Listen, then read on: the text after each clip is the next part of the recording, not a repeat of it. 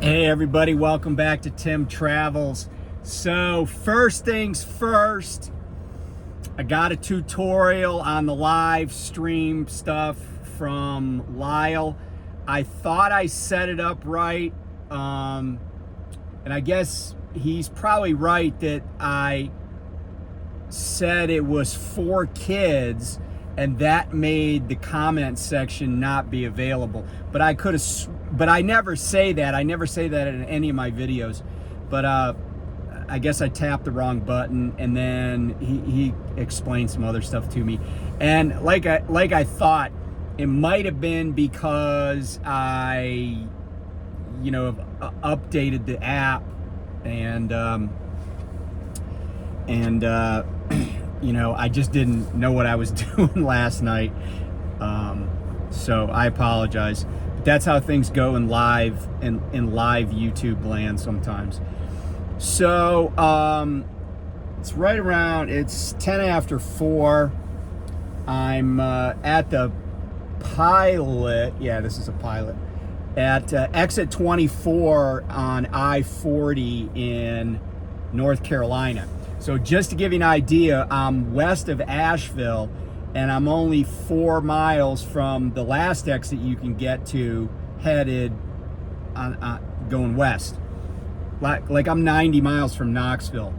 But this pilot, they apparently have done some remodeling.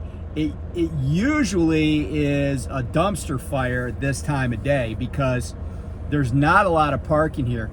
But this place is like a ghost town. Like, you could fire a howitzer through here and not hurt a truck. And there's about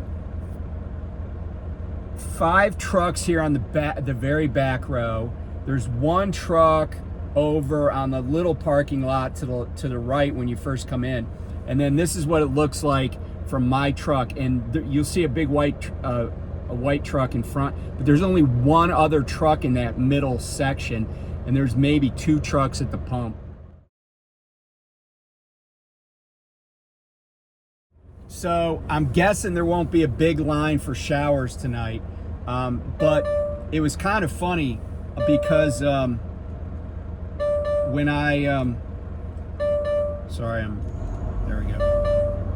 So when I picked up in Waynesville, and I'll get to that shipper in a minute, but I picked up in Waynesville, so when I came back up 74 east to 40, I got on 40 west, and I got on 40 west, and it was like a ghost town. There was traffic backed up trying to get on 74 west to go down towards Waynesville, Franklin, that area. It was backed up onto 40. But going anywhere past that exit, which is 27, it's a ghost town. Like, there's nobody. And, I realized that, Pilot has this truck stop here that they just remodeled.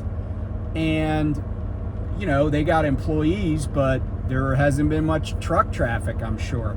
So, yeah, like, the people that are here went out of their way to get here because, like I said, you can only get 4 miles beyond this. So maybe people come in across 74 out of Tennessee. This is a stop for them, but I actually backtracked because this load I got's going to New Jersey. So yeah, so I get to this shipper. It's, this podunk place, but they got a load for Costco, and this is the Costco in Monroe Township, New Jersey, which is I mean, it's New Jersey, so it's New Jersey, right? But it's not a bad place to deliver. I've delivered there before. I got to check and see what time the appointment is. But my experience there, in fact, the very first load I ever hauled at Prime, I went to this Costco. And it was technically a 2-stop load, but at the same place. I don't know why. But anyway, it was, it's not a bad place to deliver, I mean, but it is in New Jersey. So, whoops. I just honked at somebody. There is an auto carrier guy pulling out, and he probably deserved that anyway. So I go to the shipper, you know, and they're like some poor guy was waiting at the door for them to come out, and he and I both filled out our paperwork, but they're like, oh, your load's not ready till 8 o'clock. It's like a drive-in. They're like, you have to leave and come back. But there's really no place to park in the area. I mean, I guess he could park behind the building or something, but they're like, your load's 3 o'clock, back into the store. So I back in. And all it says is chalk your wheels, so I chalk my wheels. I do like I normally do, and of course, some clown comes out, doesn't say anything, and pulls my red airline off, which, of course, man, he got a face full of air because I don't set my tractor brakes, because why? They're not for parking. I mean, you could watch my video about that. So I actually do pull it out, but once I hear it. But so then he comes out and he's got this paperwork, right? He's got a bill of lading. He's got 2 other forms. Well, the third form, and this is the point of this video, right? The third form says that they counted and verified it, and they've already signed it, and then they want me to sign saying I've counted and verified. And I'm like, I'm not signing that unless you want to let me on the loading dock. I said, if you wanted me to count, you know, if you wanted to driver count and verify, you need to say something up front. He's like, okay, well, you can count it when we get it out of the dock. I'm like, okay. So he leaves, and then he comes back and he's like, now you can pull out. So of course he takes the airlock off the trailer, but he doesn't put the glad hand back on that he took off. So I have to get out and do that. Then I'm waiting for the air pressure to build up, and then I gotta go get the chalk. So it took a little bit, and then I did pull out, and you know, I pulled out and got kind of straight so I could close the left door so I could climb up in the trailer. Now fortunately, the shipping units were pallets, and it was 30 pallets. But here's the thing, it's still small units of a product for Costco, even though they ship it by the pallet. And I'm sure there's the exact same amount of boxes on each pallet. But here's the problem that drivers run into. If I'd have just signed that, and then it turned out that they decided to, instead of putting 30 in and saying 30 on the paperwork, they decided to put in 28 pallets. And let's say, because what they'll do sometimes is, if it's an odd number, they'll put, the way they'll load it in the trailer is they'll load a row of two, and then at some point put one pallet right in the center, so to kind of balance your weight out. But like, if you're just getting, and it's starting to get dark, it wasn't, you know, this was like a half an hour ago, but if you're doing this, and like that guy that's going to get loaded at 8 o'clock tonight, it's going to be pitch black by the time he gets loaded, right? And if he just does what one of my XOs used to say, press the I believe button, and they shorted him a pallet or two, he's going to get to his destination and he will have signed saying, yeah, I had whatever, 30 pallets, but the receiver, the consignee, is going to be like, well, there's only 28 pallets, there's only 29, or whatever. And here's the thing. We all know if something is going to Costco, at least that's where I'm going. I don't know where this other guy's taking his load. But if I'm going to Costco with this load, that means that it's something that Costco sells. That means it's consumer goods.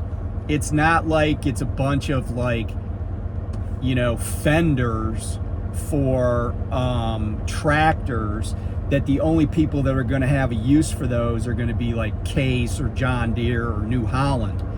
It's not that kind of product. It's a product that's going to go on the shelf, or probably just they put the pallet out, but it's going to go on a shelf and people are going to buy it and take it home. Well, what that means is that that's pilferable, right? It's something that people would want to steal, but it's also something that people will put on eBay or Facebook Marketplace and be like, oh, I got a really good deal on this stuff and I could sell it for, half of what you would pay at Costco. Well, it's kind of funny because I've had situations in the past where I didn't do I didn't do the count. I just picked up a sealed trailer at like a meat packer. But then we get to like CNS in Massachusetts, and oddly enough, of all the 40,000 pounds of meat in that trailer, what ends up missing is like a case of ribeyes. We're short a case of ribeyes. I don't know.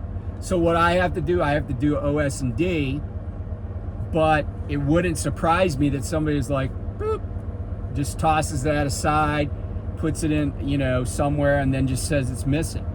Because they figure, well, somebody else is paying for it, but not me. But in this case, if I sign for that, because remember, I have almost never signed for the count. Like I'll sign, if somebody says, hey, we put 30 pallets in there, sign that you picked them up. Okay, that's different than saying that I counted 30 pallets, So I'm like, okay, well, they loaded the trailer, they didn't let me, and here, that's the important part, right? Like they wouldn't even let us in the building. We had to fill out the paperwork outside, and the other guy was like, I'm glad it's not raining. They didn't even let me on the loading dock. So if they'd have just loaded me, said, hey, sign for this load, I'd have been like, okay, fine. Whatever's in the trailer is in the trailer. But if they want to say, oh, you verified, right? Verified, the root of the word verified means it comes from Latin veritas, right? Meaning the truth, right? I don't want to sign for that. So luckily they're just all floor loaded. I went in the back, jumped up, walked up far enough forward that I could see every pallet. I just counted 15 pallets down one side, and it was even on the back end, so I got 30 pallets. But don't fall victim to that. Stick to your guns. They want that load to leave their property, but if they want to pass off that responsibility for the count onto you, then you better make sure it's right. And I have had loads, mostly mostly drive-in. Like I picked up an entire trailer load of those box fans that they sell at Walmart, and they were on they were just on skid sheets, the little cardboard things, and they loaded them with a clamp. But they said, when I got there, they're like, back into this door and then come on the loading dock because you're going to count. And there was two guys from the company or the warehouse there. One guy was counting, and then I was following him and counting. So we were like kind of double checking each other. And then the other guy was just, he would literally, like, they were stacked up probably about, 9 feet high. And he would he would clamp one end and he would slide like a dozen of those stacks in the side of the trailer, and then he put a dozen more on the other side. He was really good. And it didn't take long, but they were like, look, I can't remember, it was like 26 fans in each stack. He's like, okay, all of these stacks are 26. We've already counted them, but we need to count the stacks. So that's what I did. But again, don't get rushed. Don't feel like you can't question somebody. When somebody wants you to sign your name to something, you owe it to yourself to read everything and make sure you know what you're signing for. And if they got a problem with that, then they shouldn't ask people to sign for stuff. As when I was a lawyer, I would ask people to sign documents. And most of the time, if it was like, if I prepared a document for a client that maybe like a husband and wife were going to both sign, I'd sit down with them, each of them, face the paper their way, and go clause by clause. This is what this means. This is what this means. Or if I had a client that was had a draft lease, I would mark it up, and then I'd sit down with them. I'd say, this is what the landlord is saying here. This is what they want here. This is what you would have to do here. You know, you shouldn't sign stuff if you don't understand it. Now, I'll admit, when I, you know, like, I don't know, download an app, I always just click yes on the end user license agreement, that EULA, end user license agreement. I don't know what it says because I want the app, right? I don't care. It might say that they're monitoring my brain waves or something, because we all do sign away a lot of stuff when it comes to electronics. But if you're on the truck and they want you to sign for it, make sure you know it's in there, because that's a really easy way to defraud, you know, a trucking company, defraud customers, etc.